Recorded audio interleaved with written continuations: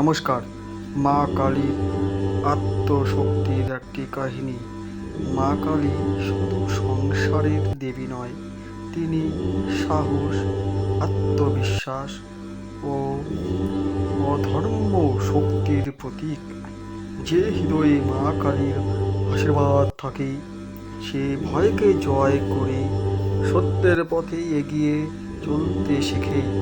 মায়ের চরণে বিশ্বাস রাখলে অন্ধকার কেটে যায়, জীবনে জেগে ওঠে নতুন আলো, নতুন শক্তি ও নতুন আশা।